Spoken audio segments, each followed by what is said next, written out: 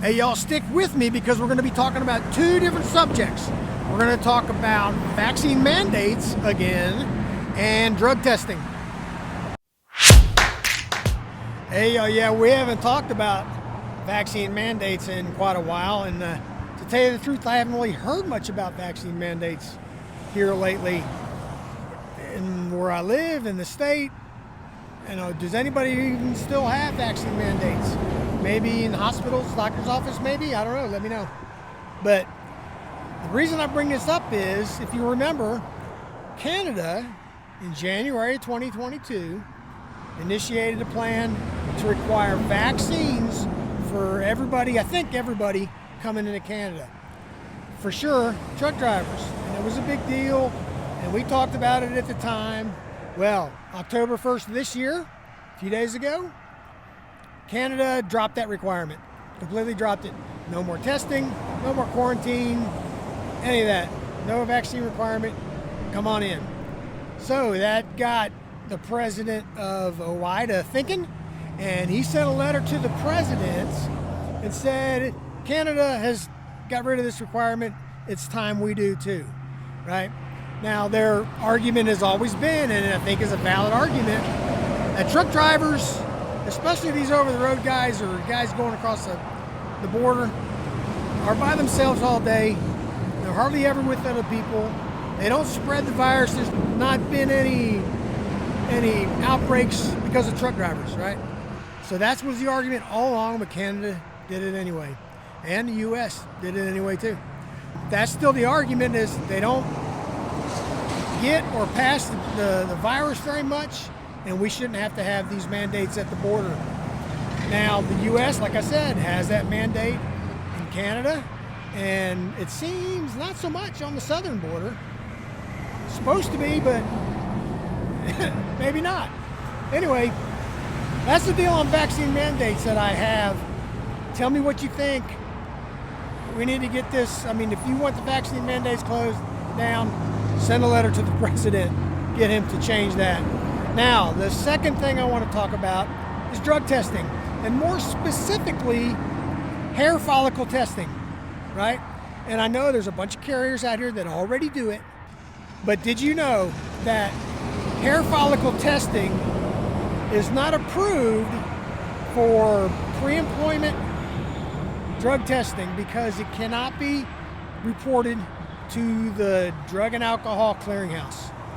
It's not approved for that. They have to still use the urine drug test for pre-employment. Now, even after employment for randoms, if you pop positive on a hair follicle test, that can still not be reported to the clearinghouse or other carriers. If you put an application and they call them, they can't tell them that on the hair follicle test. Only the urine test. And why is that? In 2015, Congress passed a law, the FAST Act, which told the Health and Human Services Department that they had to come up with a technical and scientific procedure to conduct these hair follicle tests. And it was supposed to be done by 2016. Well, it's 2022, and guess what? They still haven't come up with that. And I don't know if there's not any accountability there or what, or if someone just dropped the ball, but they're still not able to come up with that procedure. And that's what the law says is needed for HHS to come through with this before the FMCSA can either change the rule or offer exemptions. And the reason I say offer exemption is there's a thing called the Trucking Alliance. It's made up of a bunch of mega carriers like Swift Knight, JB Hunt, Schneider, and I'm sure there's a lot more in that.